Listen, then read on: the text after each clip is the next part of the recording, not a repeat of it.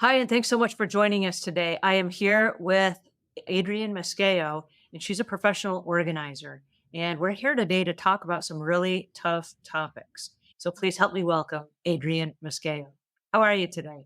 Thank you so much, Angela. I'm great. I'm so honored to be here. What happens if we're still alive Mhm. and yet we're not able to contribute in a way that we once were? And so I don't think it's just leaving the earth. I think it's, do you have all your cognitive faculties about you? And if the answer is yes, now is the time to make that move. And I know for me, one of the things I started doing is saying, if I'm paying a bill today and I were the last one to ever pay this bill, when someone came after me and had to pay this bill, how would they find this bill? Yeah, it's Is so this good. bill inside a security vault where there's a password and it's logged onto an account? Is this auto pay and how is it paid? And I started looking at my bills differently. And so I do have a we use Keeper Security, which is a password vault. And when you log in, you can log into that account and you only need the one password and it unlocks the whole vault and Oh, all of the like, passwords are stored in the that's vault. amazing. But what's cool is this, and I marked down, this is how this bill is paid in the last 4 digits of the credit card number that pays this bill every single month on this certain day, and it is triggered by this. And if I buy, like, a new piece of software, I will say this software was purchased on December Wow. 12th of 2023. It was Yes. purchased from this company. Here is the login information to the website. Here's the support information if I have a glitch and I have to call customer service. Here is the license code to the software. Yes. And this I Amazing. named my computers like Savvy That's Cleaner just 1, that. Savvy Cleaner 2, Savvy Cleaner 3. Like, this is installed on Savvy Cleaner 3 computer, this license. In the event that the computer goes bad or we have to wipe it or start Yeah. over again, this is the software that goes on this computer. And that way, if something happened to me Mhm. today, Mhm. someone else could come in and they could pick up right where I left off. Absolutely. And so my question then is, what do we have to do just in terms of, and I didn't do it overnight. This is like you say, Yeah. as you go, but just stopping for a second and say, wait a second. If I'm the last one that comes through this door, is it clear what happens next and where people find this? Sure. And I think majority of people would say even just this conversation would create anxiety of like, oh my gosh, there's so many things, right? There's so much that they have not done that, and I think it's just thinking about how if I was passing this off, how would I want this to be passed off to me?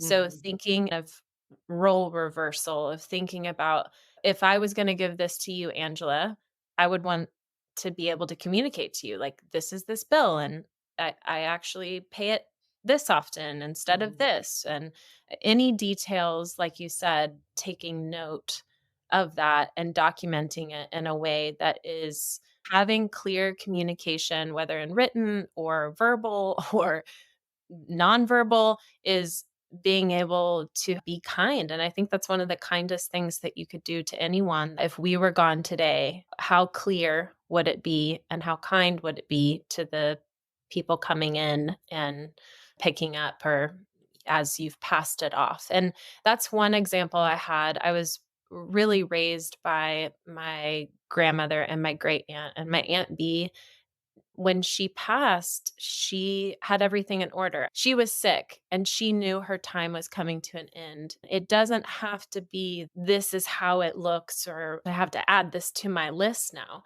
I think it Mhm. really needs to work for the individual of what really supports them and how they want to pass it off to. I think it's almost like this last step of honoring who you are, and that's part of, I wanna tie this in, it's part of why this is so rewarding for me and my team to help people in these moments. We can relate that it is such a difficult time, but if those things are in place, it alleviates so much. So, going into a space that has had no preparation is a very different home and environment than one that has even just a little bit. And a little bit of preparation can build on top of each other. Mhm, Nobody has to get organized overnight. But if you mm-mm. do a little something today and then you follow through with that and you do a little something again tomorrow, like every time if you pay a bill and you track, okay, Yep, this is the bill, then what happens is the next bill and the next bill and the next bill. And over a period of time, your affairs start to become in order. It's Yep. not something that has to happen overnight. Nope. But I know for myself, I'm not coming back. I do not have any time anywhere in my future where I'm going to come back and I'm going to have this great big chunk of free time.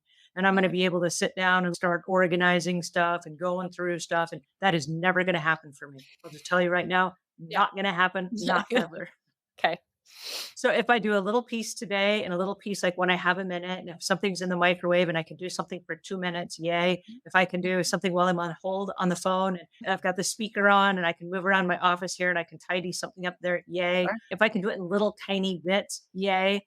But Yeah. there is never going to be a chunk of time where I'm like, all right, so I'm doing this it. is the day. Yeah, that's not Yep. going to happen ever. Yeah.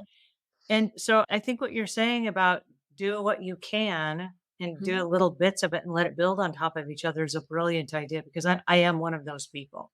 Yeah, and it's realistic. I think when we look at something as a whole and have to do all of this, we're never going to do it because it's not realistic with the lives that we live. It would be great to be able to just have like weeks at a time to dive into a project. But that's also why having a professional organizer, having even just a family member, someone that I have a best friend that I had to go through this garage and I was in a moving process and I was feeling really stuck getting it done. And she's like, I'm going to come work remotely tomorrow and you're going to work on the garage. And just having her physically in my space was accountability. And it was so much support. She didn't help me pick up the thing, which is totally fine. She was working. She told me what she was going to be doing.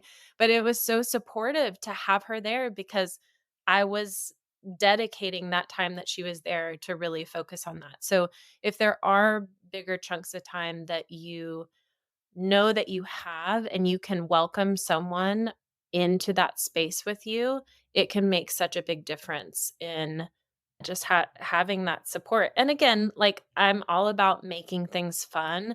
Put on some of your favorite music. I love candles. I will light a candle and say, okay, I'm going to spend 20 minutes doing this. And if that's all I have, again, there's absolutely no shame in focusing more on the things that you have done and accomplished than all the things that you have not, because that's what I see a lot with clients is they give me just a list of all the things that I haven't done this and then there's this room and I'm like, let's just go down this little path and start there versus trying to climb and then they're like, I can't do it. And they stop and they stay in that cycle. I want to thank you for being with us today. Thank you so much. It's been an We've honor. our listeners Good. where they can go to find you. So you can find me on Instagram at yhello.blythe, BLYTHE. And then my website, it's www.blythe.fun. Yeah, those are the two best places you can find me